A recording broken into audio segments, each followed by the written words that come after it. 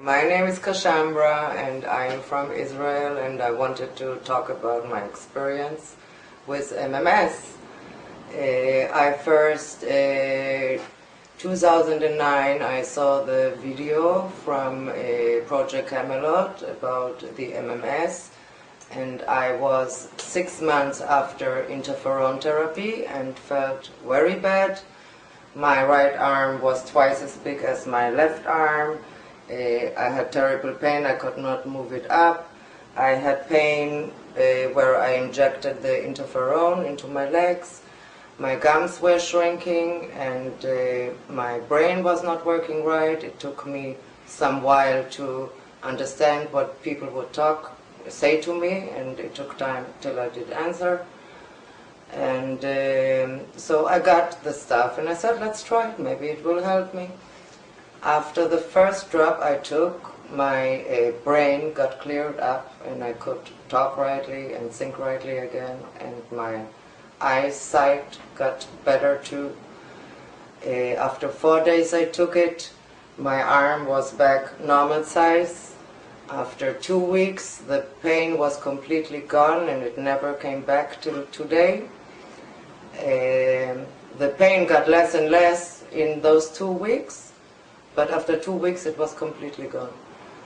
And I was diagnosed after the interferon therapy with ovarian cysts. And right then I had one cyst in 4 square centimeter size. And all those years I was going on protocol with MMS. The cyst did not go away.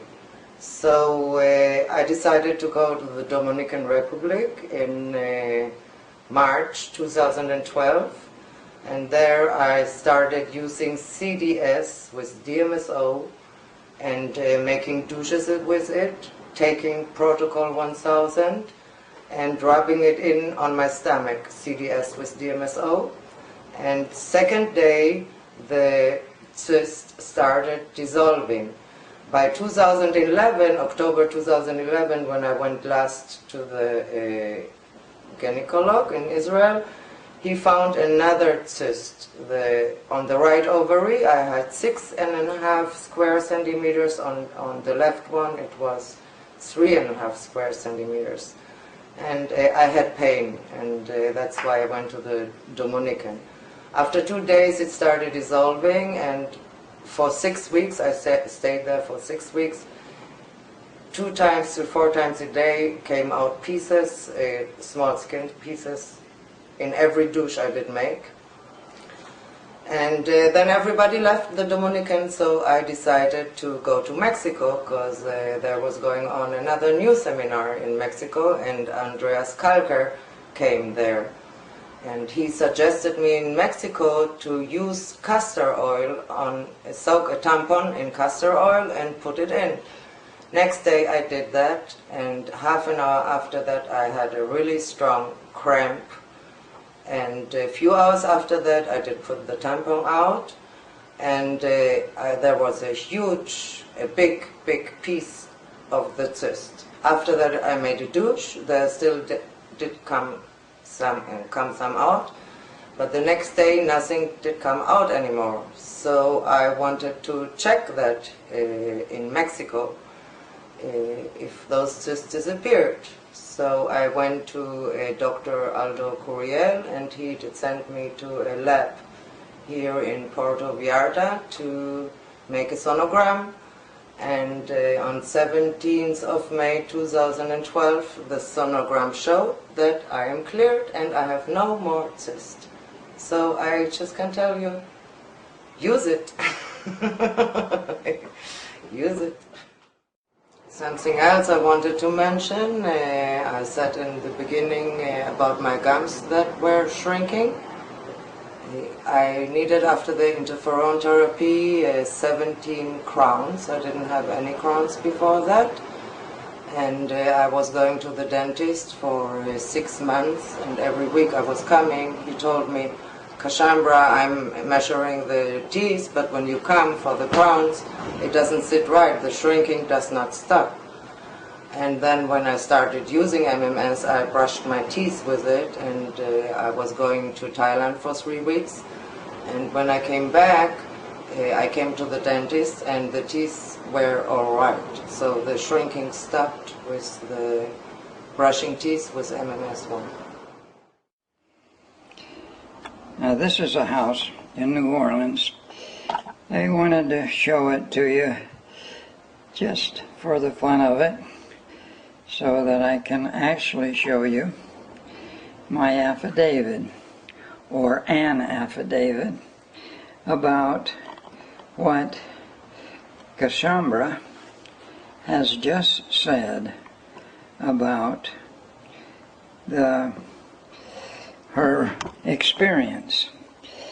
And I want you to see the affidavit that's right here.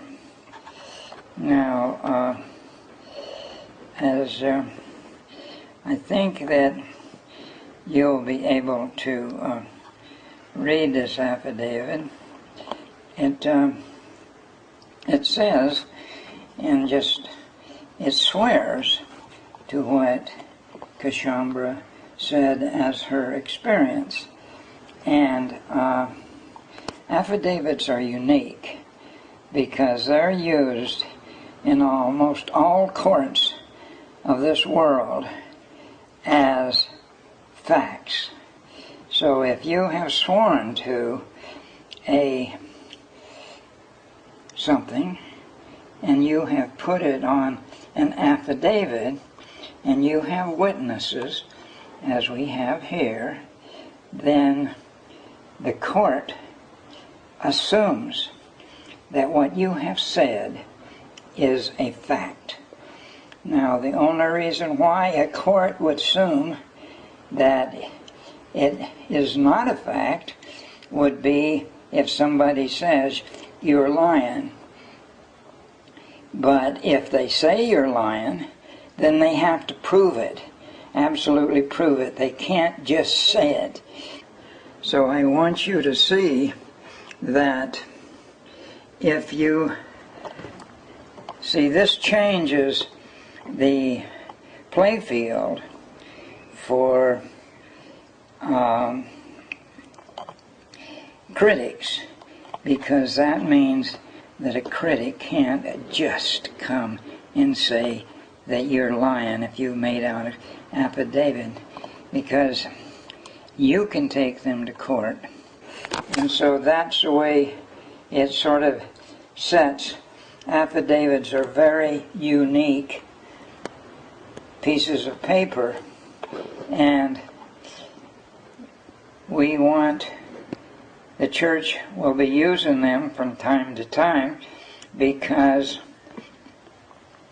we know what's really true and what's happened, and we know what people can't prove, and people can't prove that, say, somebody like Cassandra is lying because she has all the evidence.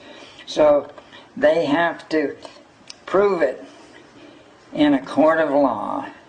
And so people who say that our people who have been healed are lying are going to now get a chance to prove what they're saying in court. And if they don't, then it's going to be very tough on them. But the point of it is these affidavits are extremely important, and we are going to stand behind them 100%. And anybody who says that they are lies are going to get a chance to prove it in court.